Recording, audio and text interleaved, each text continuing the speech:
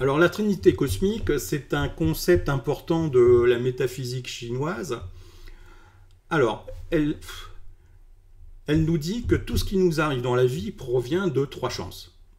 La chance du ciel, qui en fait correspond au monde des opportunités, c'est ce qui nous est donné à notre naissance, donc c'est ce qui est entre guillemets donné par le ciel. Alors tous ces potentiels peuvent donner une définition du destin. Donc pour ceux qui sont dans la métaphysique chinoise, le destin, c'est en fait quelque chose que nous pouvons réaliser, mais ce n'est pas quelque chose qui va être forcément réalisé. C'est, disons, le potentiel énergétique qui nous est donné à notre naissance.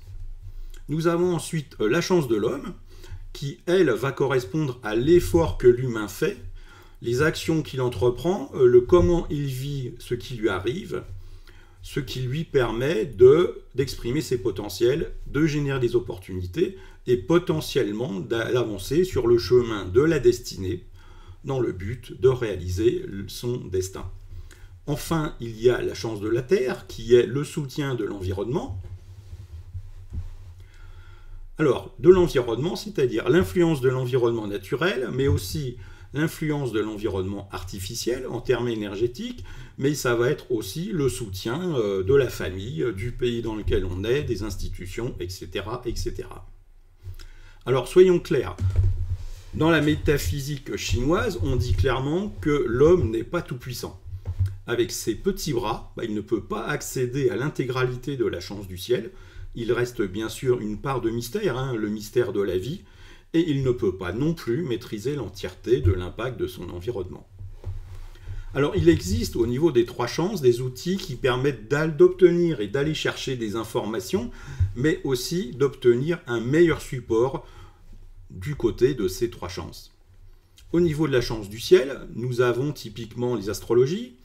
Alors, le terme astrologie, il faut le prendre dans le sens ce qui nous est donné par le ciel. Et ce n'est pas forcément, bien sûr, une description céleste des différentes constellations, etc. Donc, on va trouver bien sûr les astrologies chinoises, les astrologies indiennes, l'astrologie occidentale, etc. Bien sûr, ce n'est pas une liste exhaustive.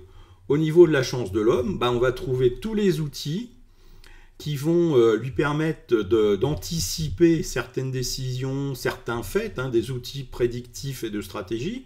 Au niveau, par exemple, au niveau chinois, on va trouver le I Ching, le Qimendunja et d'autres outils, autres arts énergétiques taoïstes, par exemple.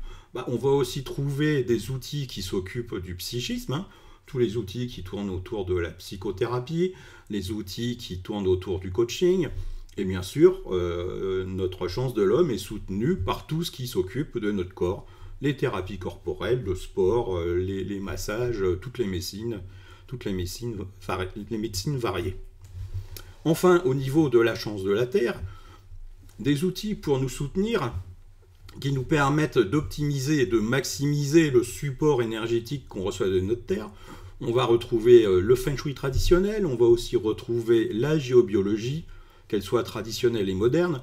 Alors, dans la géobiologie moderne, moi je mets tout ce qui est détection et mise en place d'actions correctives par rapport aux pollutions de tous les ordres, les ondes électromagnétiques, les pollutions chimiques, les poussières, etc., etc.